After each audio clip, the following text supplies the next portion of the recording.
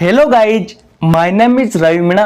Welcome to my YouTube channel science Guru Ravi. Guys, आपने thumbnail में देखा, आज हम बात करने वाले हैं जनरल साइंस का एक इंपॉर्टेंट टॉपिक विटामिन बी1 के महत्वपूर्ण प्रश्न उत्तर। गाइज, विटामिन बी1 से सभी एग्जामों में बहुत सारे क्वेश्चन पूछे हुए हैं। दोस्तों, आज की इस वीडियो में लिए हुए सभी क्वेश्चन इंपॉर्टेंट व सिलेक्टेड है। आप कोई सी भी एग्जाम की तैयारी कर रहे हो, आपके लिए ये वीडियो इंपॉर्टेंट होने वाली है।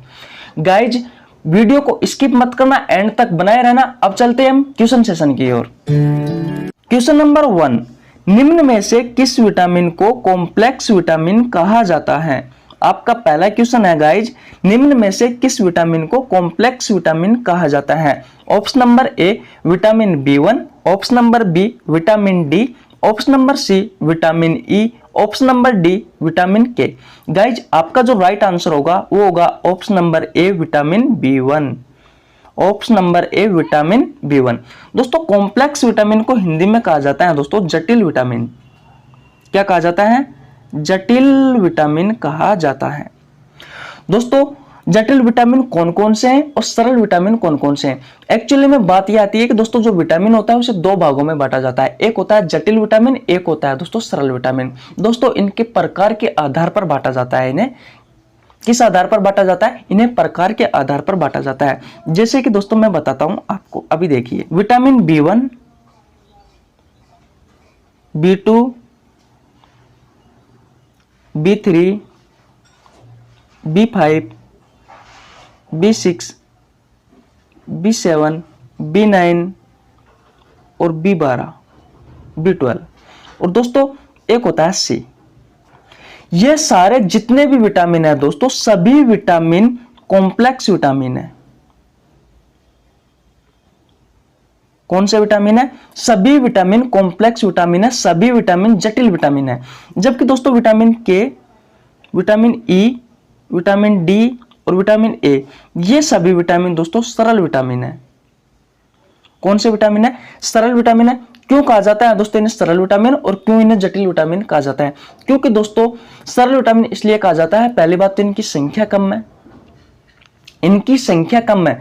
जबकि दोस्तों इधर देखा जाए तो विटामिन बी और सी में विटामिन बी के बहुत सारे प्रकार है और सी सिर्फ अकेला है। तो दोस्तों इनकी संख्या अधिक होने के कारण इसे जटिल विटामिन भी कहा जाता है। तो अब आपको अच्छे से समझ में आ गया होगा कि जटिल विटामिन क्या होते हैं और सरल विटामिन कौन से होते हैं। तो दोस्तों आपका जो राइट आंसर है वो हो जाएगा option number A vitamin B one. दोस्तों विटामिन बी1 और बी1 के प्रकार और दोस्तों विटामिन सी, ये सभी विटामिन आपके कॉम्प्लेक्स विटामिन है। जबकि विटामिन के, ई, डी, ए दोस्तों ये सभी सरल विटामिन है। अब चलते हैं हम अगले क्वेश्चन की ओर। अगला क्वेश्चन है, विटामिन बी1 में कौन सा खनिज तत्व पाया जाता है? Option number A sulphur, option number B nitrogen, option number C iron, option number D calcium. तो दोस्तों आपका जो राइट आंसर होगा वो होगा ऑप्शन नंबर ए सल्फर। दोस्तों सल्फर होता है ये विटामिन बी1 में पाया जाता है। जबकि नाइट्रोजन की बात की जाए दोस्तों, तो जो नाइट्रोजन होता है आपका ये पाया जाता है दोस्तों विटामिन बी3। विटामिन बी3 वह विटामिन बी6 में। जबकि आयरन की बात की जाए दोस्तों, तो आयरन पाया जाता है दोस्तों विटामिन बी9 में। और कैल्शियम की बात की जाए दोस्तों, तो कैल्शियम पाया जाता है विटामिन डी में।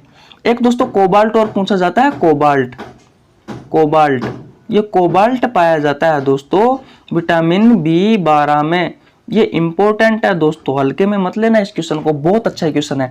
तो दोस्तों मेरा क्वेश्चन था विटामिन बी1 में कौन सा खनिज तत्व पाया जाता है? तो सल्फर पाया जाता है दोस्तों। विटामिन बी3 और बी6 में नाइट्रोजन पाया जाता है। विटामिन बी9 में आयरन पाया जाता है। विटामिन डी में कैल्शियम पाया जाता है। दोस्तों कोबाल्ट पाया जाता है विटामिन बी12 में। तो आपका राइट आंसर कौन सा हो गया दोस्तों? Option number A sulphur. अच्छे से समझ में आ गया होगा आपको। अब चलता हूं अगला क्वेश्चन की ओर। अगला क्वेश्चन है दोस्तों, विटामिन बी1 का रासायनिक नाम है। Option number A thiamine, option number B retinol, option number C calciferol, option number D tocopherol. तो दोस्तों आपका जो राइट आंसर है वो है option number A thiamine.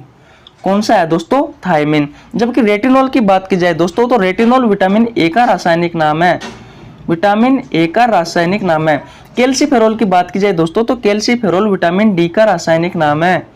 Vitamin D का रासायनिक नाम है। बहुत इंपॉर्टेंट क्वेश्चन है दोस्तों, स्टार लगा लीजिए। अधिकांश एग्जामों में रासायनिक नाम पूछे जाने को मिल जाते हैं।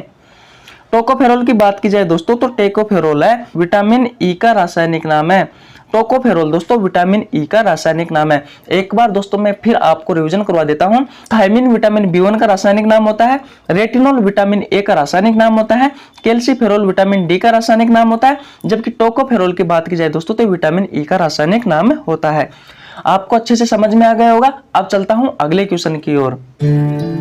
अगला क्वेश्चन है दोस्तों हमारा, विटामिन B1 किसमें घुलनशील होता है? ऑप्शन नंबर ए जल में, ऑप्शन नंबर बी वसा में, ऑप्शन नंबर सी दोनों में, ऑप्शन नंबर डी कोई नहीं। तो दोस्तों विटामिन जो B1 होता है ये दोस्तों जल में घुलनशील होता है। किसमें घुलनशील होता है? जल में घुलनशील होता है। और इसके अलावा जल में कौन कौन से विटामिन घुलनशील होते हैं? तो विटामिन बी होता है, बी के प्रकार होते हैं, और विटामिन सी होता है। जबकि वसा की बात की जाए दोस्तों तो विटामिन के, विटामिन ए, विटामिन ई और विटामिन डी, ये सभी विटामिन दोस्तों, ये सभी विटामिन वसा में घुलनशील होते हैं। तो आपको ध्यान रखना है वसा में घुलनशील विटामिन होते हैं विटामिन के, vitamin E, vitamin D, vitamin A. जबकि जो जल में घुलनशील विटामिन होते हैं ये होता है विटामिन बी और विटामिन बी के प्रकार और विटामिन सी, ये सब जल में घुलनशील होते हैं। और दोस्तों ये क्वेश्चन भी बहुत इंपॉर्टेंट है, अधिकांश एग्जामों में पूछ लिया जाता है।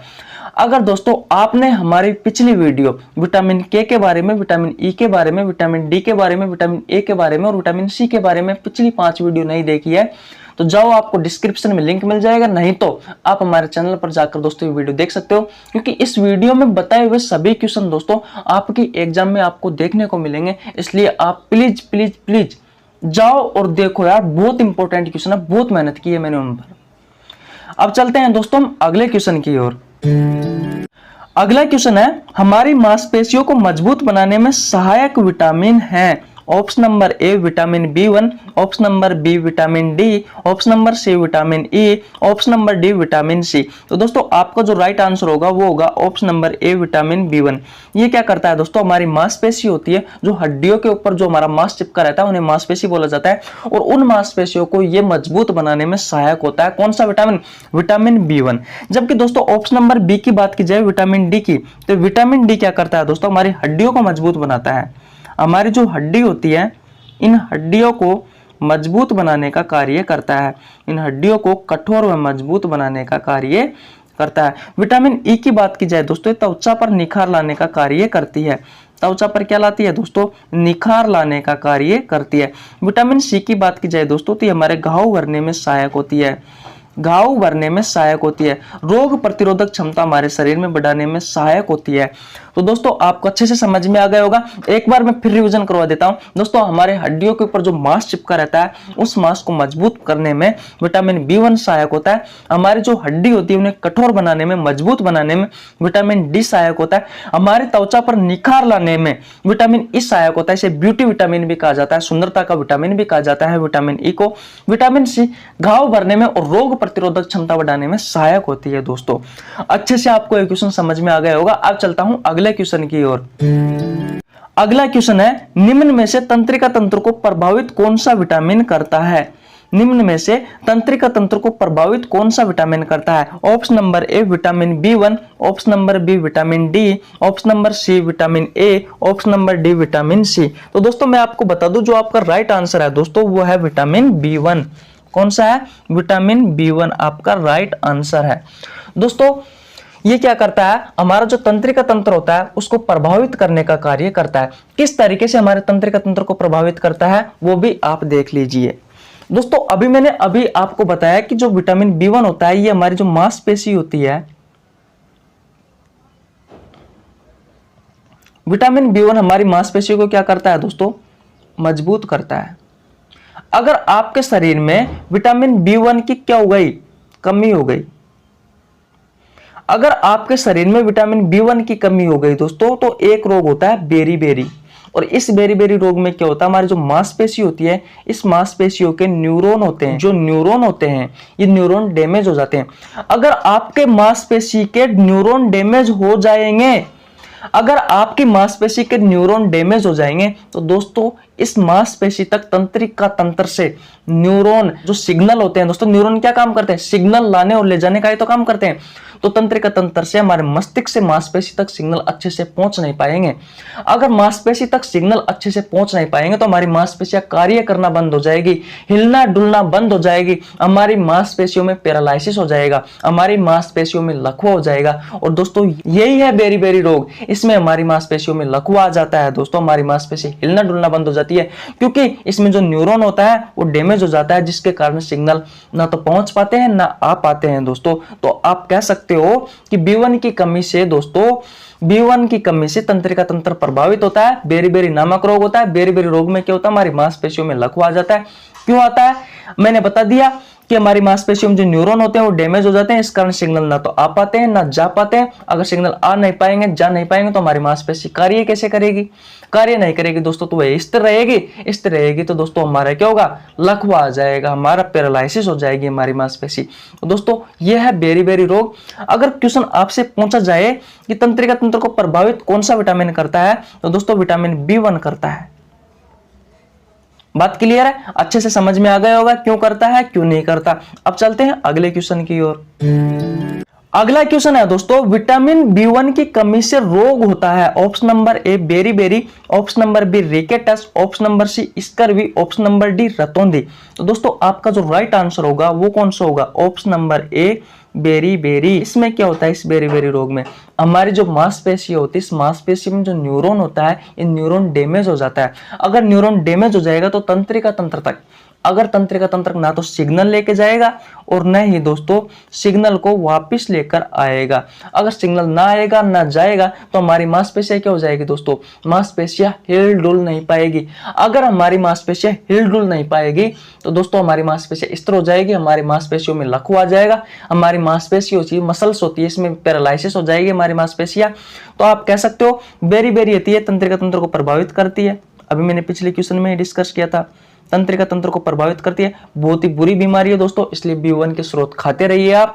और दोस्तों B1 की कमी से कौन सा रोग होता है, तो बेरी होता है। ये भी अधिकांश एग्जामों में पूछ लिया जाता है, बहुत इंपॉर्टेंट क्वेश्चन है ये दोस्तों। रिकेटस की बात की जाए तो ये विटामिन D की कमी से होता है, विटामिन D की कमी से होता है। अधिकांश बच्चों में होता है, इसमें जो हड्डियां होती है दोस्तों वो सूख जाती है, शरीर मुड़ावदार हो जाता है, शरीर में घुमाव आ जाता है, रीढ़ की हड्डी में घुमाव हो जाता है दोस्तों, रीढ़ की हड्डी में घुमाव आ जाता है। बहुत बुरी बीमारी है दोस्तों, छोटे बच्चों में होती है, अधिकांश विटामिन D की कमी से होती है।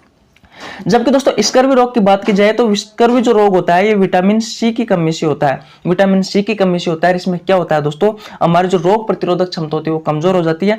और दोस्तों इस बीमारी में हमारे जो मसूड़े होते हैं, इस मसूड़े में खून आने लग जाते हैं, हमारे मसूड़े कमजोर हो जाते हैं और दोस्तों हमारे घाव अच्छे से भर नहीं पाते विटामिन C की कमी से। स्कर्वी रोग आपको अच्छे से समझ में आ गया होगा। दोस्तों रतौंधी की बात करते हैं तो रतौंधी विटामिन A की कमी से होता है, विटामिन A की कमी से होता है। और दोस्तों इस रतौंधी में क्या होता है, थोड़े से प्रकाश में हमें दिखाई देना बंद हो जाता है। तो दोस्तों ये सारी बीमारी आपको अच्छे से समझ में आ गई होगी। अब चलता हूं अगले क्वेश्चन की ओर। अगला क्वेश्चन है विटामिन B1 के मुख्य स्रोत है। ऑप्शन नंबर ए दाल, ऑप्शन नंबर बी चावल, ऑप्शन नंबर सी गेहूं, ऑप्शन नंबर डी उपरोक्त सभी। तो दोस्तों आपका जो राइट आंसर होगा वो होगा ऑप्शन नंबर डी उपरोक्त सभी, क्योंकि दोस्तों दाल, चावल और गेहूं ये सब अच्छे B1 के बहुत अच्छे स्रोत होते हैं दोस्तों, ये सभी विटामिन B1 के बहुत अच्छे स्रोत होते हैं। तो दोस्तों कैसी लगी आपको वीडियो, अगर वीडियो अच्छी लगी है तो वीडियो को लाइक कर सकते हो, हमारे चैनल को सब्सक्राइब कर सकते हो, बेल आइकन को प्रेस कर दीजिए। दोस्तों मिलते हैं किसी नेक्स्ट वीडियो में। जय हिंद जय भारत।